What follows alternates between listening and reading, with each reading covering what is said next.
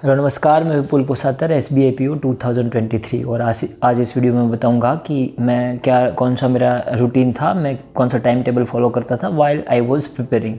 तो जनरली मैं दो तरीके के टाइम टेबल फॉलो करता था। एक होता था कि जो मेरा सिलेबस ख़त्म नहीं हुआ तब का एक टाइम टेबल था कि अभी मैं पूरा बिगिनिंग में स्टेज पे था और मेरा सिलेबस पूरा बाकी था, तो उस टाइम पे मेरा एक अलग टाइम टेबल था। और फिर एक था कि जब मेरा सिलेबस ख़त्म हो गया है उसके बाद मैं दूसरा एक टाइम टेबल फॉलो करता था। तो पहले वाला है जो मैं ऐसा एज्यूम करता हूँ कि आपका अभी सिलेबस ख़त्म नहीं हुआ है और आप बिगिनिंग लेवल पे हो, तो आपको किस तरह के टाइम टेबल फॉलो करना चाहिए। कि देखो जनरली क्या होता है कि मैं दिन को 3 हिस्सों में बांट लेता था। एक तो मॉर्निंग वाला हिस्सा, एक आफ्टरनून वाला और एक फिर इवनिंग वाला। ऐसे 3 हिस्सों में दिन को बांट के फिर मैं एक एक हिस्से में एक एक सब्जेक्ट को मैं टाइम अलॉट करता था। जैसे अगर मॉर्निंग हो गया तो वहाँ मैं 3 घंटे 6 से 9 ऐसे फिर 3 घंटे में देता था कि 6 से 7 में करता था रीजनिंग, फिर 7 से 8 क्वांट और 8 से 9 फिर इंग्लिश। ठीक है। और उसके बाद फिर मैं जब 9 से 10 फिर मैं डेली करंट अफेयर करता था 1 घंटा वीडियोस देख के। अभी प्रीलिम्स का कर रहा हूँ तो मैं मेंस के लिए ज़्यादा मैं फोकस मैंने पर्सनली नहीं किया था। डेली के बेसिस पे, वीकली पे मैं बताता हूँ मैं किस तरह से मेंस का करता था। तो मैं सुबह का 3 घंटे दे दिया एक एक सब्जेक्ट को, और फिर 1 घंटा मैं देता था जनरल अवेयरनेस को, डेली के जीके को। वहाँ में मैं वीडियोस भी देखता था और थोड़ा बहुत पीडीएफ से या फिर कोई अड्डा की एप्लीकेशन से मैं पढ़ लेता था। उसके लिए मैंने एक वीडियो बनाया है सेपरेट, है ना, वो देख लेना।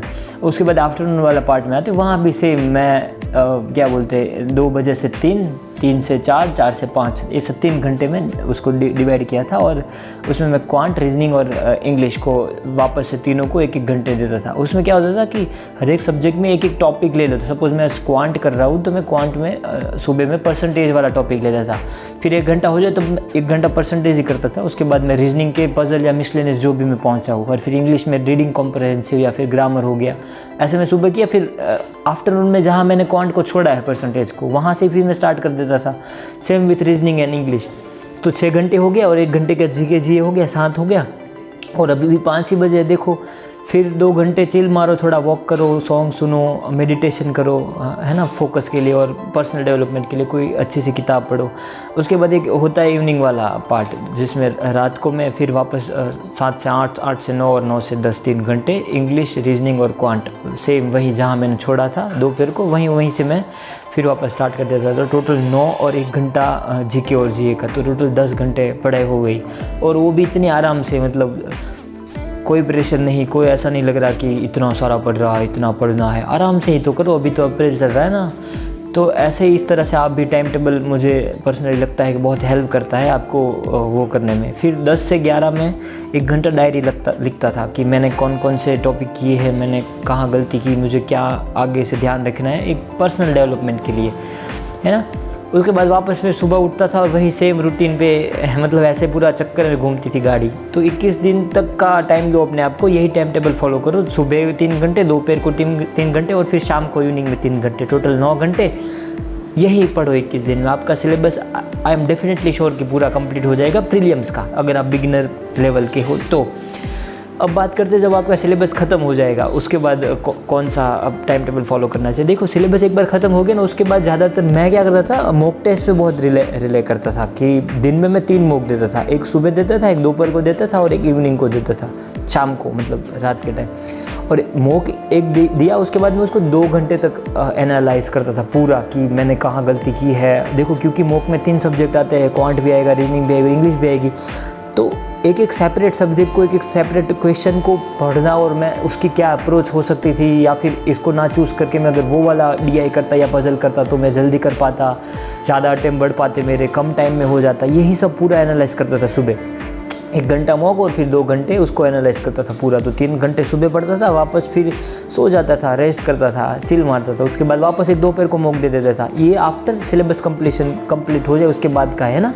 दोपहर को फिर एक मॉक दिया, उसमें भी सेम जितना मार्क्स आया मैं पूरी ट्राई करता था कि 90+ मेरे परसेंटाइल आए। नहीं आते थे तो मैं देखता था कि कहाँ गलती कर रहा हूँ।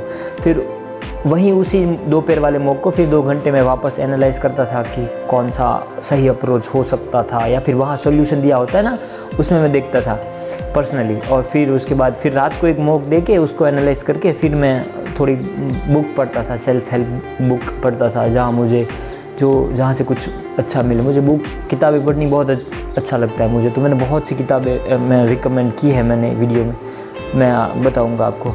और फिर वो हो गया, फिर मैं सो जाता था दी एंड मतलब ऐसे ही 9 घंटे एवे हो जाते थे आराम से। इतना लोड देने की ज़रूरत नहीं है, stop being hard on you, आराम से प्रिपरेशन करो तो आराम से हो जाएगा। बस एनालाइज करो और डायरी लिखो थोड़ा कि कहाँ गलती कर रहे हो। मैं डायरी में हर रोज़ अपना स्कोर लिखता था कि today I gave mock and I got whatever marks and just missed cut off by इतने मार्क्स, और फिर क्या मैंने गलती की, किस तरह से मैं कर सकता था। हर रोज़ मैं ऐसा लिखता था। मैं अलग अलग 3 सोर्सेज फॉलो करता था मॉक टेस्ट के लिए।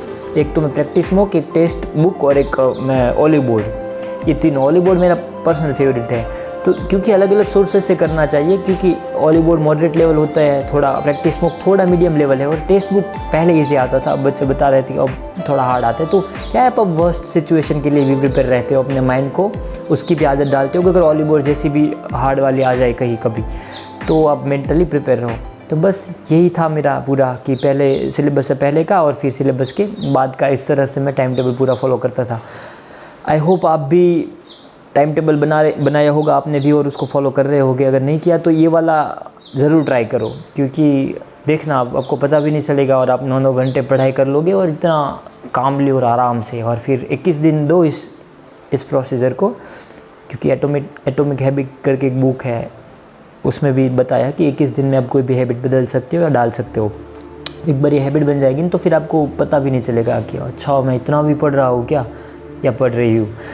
तो इसको फॉलो करो। बाकी अगर कोई दिक्कत आ रही है कहीं पे भी, तो आप मेरी टेलीग्राम चैनल मैंने बनाई है आप लोगों के मतलब के लिए ही, क्योंकि मैं पर्सनली सबको नहीं दे पाता रिप्लाई। तो टेलीग्राम चैनल पे आप आके मुझे क्वेश्चन पूछ सकते हो, या फिर इंस्टाग्राम पे भी मुझे डीएम कर सकते हो। आपका कोई भी डाउट है, मैं पूरी कोशिश करूँगा मैं आंसर दूँ उसका, और आपको मैं वो डाउट सॉल्व कर पाऊँ। और बाकी मैं आपको एंड तक गाइड करता रहूँगा टिल योर सिलेक्शन, है ना। बाकी ऑल द बेस्ट। चलो, थैंक यू।